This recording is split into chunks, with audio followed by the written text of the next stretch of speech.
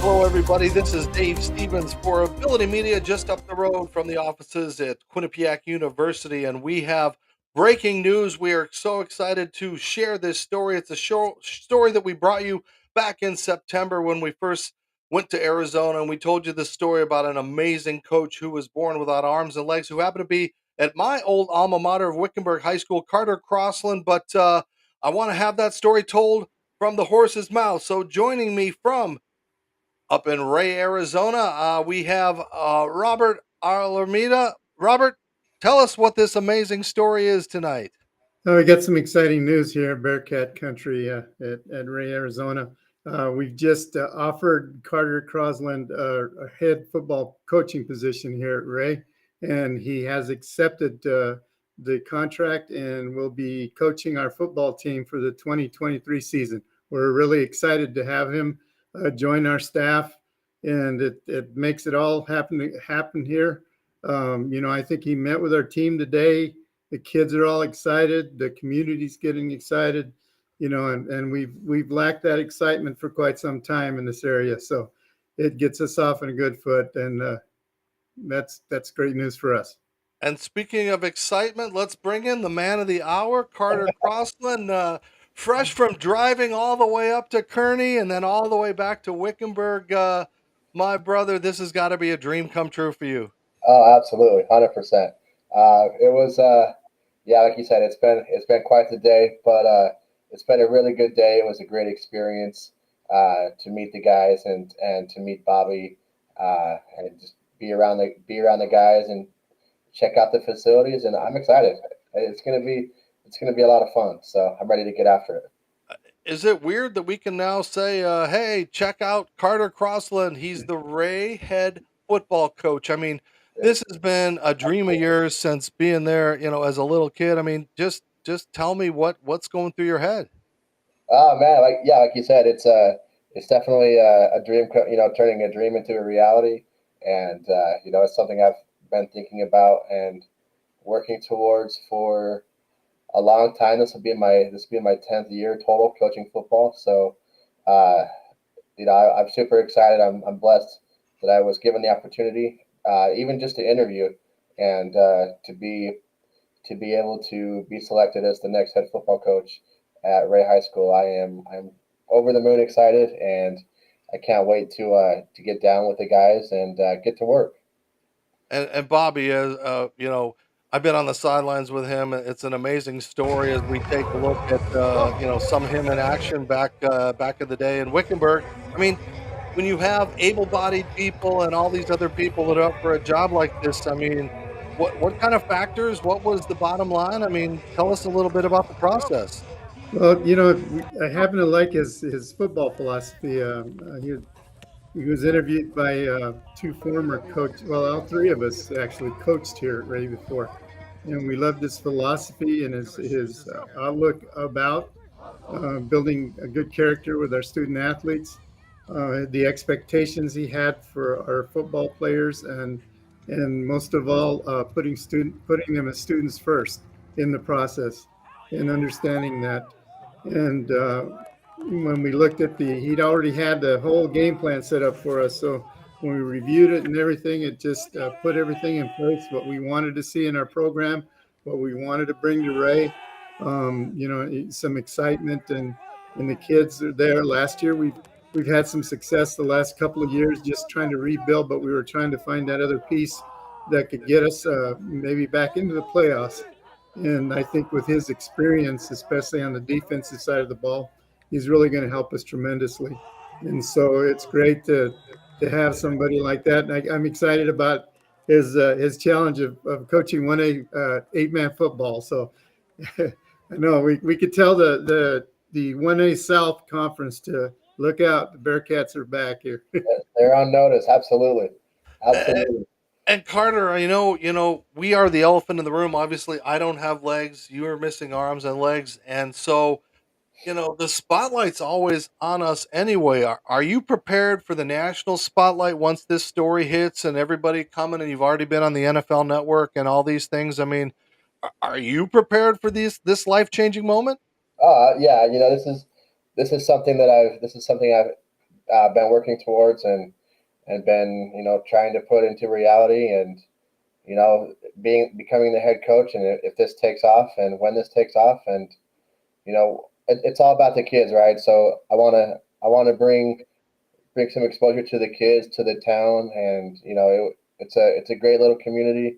The kids are incredible, and I'm excited. I'm excited to help bring that exposure and to get Kearney on the map, so to speak. And we, as we said, we kind of introduced you back a couple of months ago when I was there, showing, hey, I played football with no legs, and you can coach with no legs, with no arms and no legs, and it kind of just it puts that perspective of this little cowboy town on the map. And I'm so proud of our heritage. Can you talk a little bit about what that experience was like in Wickenburg for you, and kind of like having a legless dude all the way back in my day, kind of lay the groundwork for you? Yeah, I mean, it's a great experience. Wickenburg's full of incredible people. The coaching staff here is great. Coach McNeil, this was his first season as a head coach, and I just learned so much from him, especially on the defensive side of the ball. He gave me a lot of responsibility and a lot of opportunity to grow and to prepare myself for this position. And he's actually the one that encouraged me to apply to positions and to apply for head coaching jobs. And that's what I did. And of course, I'm always hopeful that I would get a head coaching job, but before I didn't think it was going to be a reality, but here we are. And I'm, like I said, I'm super blessed. I'm super excited. But yeah, the kids here at Wickenburg are great kids. The coaching staff's great. I think they've got things headed in the right direction. Coach Mack's trying to build his program and build his culture, and I was proud and honored to be a part of it. Bobby, I know he was up there today, and you had a chance to meet with the board and everything like that. How do you prepare everybody for something like this? He had a chance to meet with the kids today and kind of talk to them, and you know, they must have been like, "Well, what? Really? Huh? Our coach has no arms and legs?" Yeah, I think that they were pretty inspired. You know, it's always that thing you tell them anything's possible if you're willing to do the hard work and put in the time, and you can get by the adversity that faces you. And I think Carter brings that element where he can inspire the kids in that way, that they can be successful and they can do the things that they can. Um, and it works in a good way. I think the kids can relate to that. They listened to him well today, from what Coach Cood told me about, and that's a great thing. That's the first thing you notice in a good coach, when he can capture the kids and they sit there and listen to what he's telling them, and they're willing to take that next step with him, which is become better football players and better students. So. Carter, realistically, people don't realize our day-to-day struggles, the struggles that you have that are much harder than mine without legs, of not having arms and legs. Um, what kind of challenge is that going to be for you as a head coach on the field, getting on the bus, doing all these things that maybe people don't expect, to think about? I mean, you're talking about moving into a town that might not be built for somebody with your limb difference. Right, right. That's been one of the main talking points for sure, is finding housing and finding a place to live. But as Bobby mentioned, Coach Cood he's been on it, man. He's been reaching out to different people. I actually have to call him back here in just a few minutes, but he's been on it. I went into town and ate at the pizza joint there in town. I'm sorry. Uh, I went in town and talked to people that live there in the town, and kind of just told them, kind of the same thing. But definitely some feelers are out there as far as getting a place to live, and everything else I think will take care of itself once I get down there and get things going. And we've learned to adapt to different things throughout our lives, and this will be one more thing to adapt to, but I'm not worried about it. I'm looking forward to the challenge and excited to get going. Speaking about that challenge, how about the wife and the kids, telling Marcy and everything? I mean, this is going to be a challenge for them and a beautiful family. You're raising them and doing the right thing. So this is going to be a big life change for everybody. Right. Yeah. It's definitely a big life change. My wife grew up in the city, so definitely going from the city to Wickenburg was a big change. So going from Wickenburg to Kearney is another big change, especially where it's only been. I got here August of 2011, so I've only been here about a year and a half. So about the time you get kind of start getting settled in, and we're going again. But as we've talked before, we both grew up in Utah. I grew up in a town a little bit bigger than Kearney, not much. So we're used to moving around. We've moved to Chandler before, and then moved back to Utah before we came to Wickenburg. So we've made long haul moves. This will be our shortest move for sure. So in that regard, it's definitely good. But yeah, it will be a change. But my wife's awesome. She's super supportive, and the kids are resilient. The kids had a great time today, and I think it'll be good. Well, Bobby, as we wrap things up, once this hits the wires and we've got this breaking story that thank you for letting us tell for on Ability Media, are you going to be ready when people are like, first off, where the heck is Ray and Kearney? Is that corn? I mean, and then second, they're going to be like, you did what? Is this real? I don't believe it. I mean, are you prepared for the media onslaught that could happen? Hey, the last time we had a big media onslaught here was back in '95 when Coach Jeff Cood won that state football championship. That '95 team was exciting. They actually beat Coach Cush's team down at Canyon State 42 to nothing that year. So I just want to say that. But we haven't had that type of excitement here in a long time. And this will be great for, I think, not just our students here at the school, but the community itself.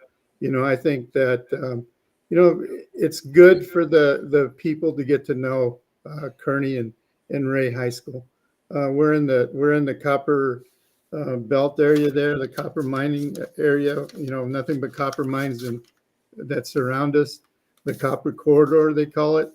And it's exciting because a lot of the teams we play, which is Superior up the road and San Manuel down south, and then we travel all the way to St. David and down south, and we play some teams up there in Tucson too as well. And it's going to be exciting. It's going to be exciting, especially our home games. Our home games will be exciting. I'm sure, Carter, that football field, when it lights up at night and you see that mountain range behind it, or the Gila River goes through, it's pretty exciting. Oh man, Ray has some of the best views ever. Carter, my last question for you is, once this hits out there, now you become a champion for everybody in the disabled community, even though you're a football coach. That goes against what you call somebody with a disability. So, That's what's it. your philosophy going to be when people get past the staring as far as who you are and how you want to be known as a coach? That's a really good question. I think I've dealt with that for a long time. Like I said, this is year number 10 for me. But it's just going out there and showing the people and showing the naysayers, hey, you don't have to be an all-state football player to be a good coach. And not all state football players turn out to be good coaches. So it's just putting in the work and putting yourself out there and making things happen for yourself and putting in the work to have good things happen and let the chips fall where they may. All right, Bobby, thank you for joining us. Hey, thank And you. hey, keep us going, Carter. Once this Sure. hits, again, thank you for letting us tell your story exclusively with Yes, Ability Media. So have a great night, best of success, and we'll be catching in with you. Might have to start a coaches show for you, who for all hey, I know, right? let's get it done. Let's go. All right, That sounds history in good. the making. Carter Crosland and Appreciate it. the new head coach at Ray, Arizona, up in Kearney, Arizona, my home state. So Thanks a lot, everybody, for joining on this and a special edition of Ability Media. We're breaking news, we're breaking barriers. I'm Dave Stevens. Have a great night.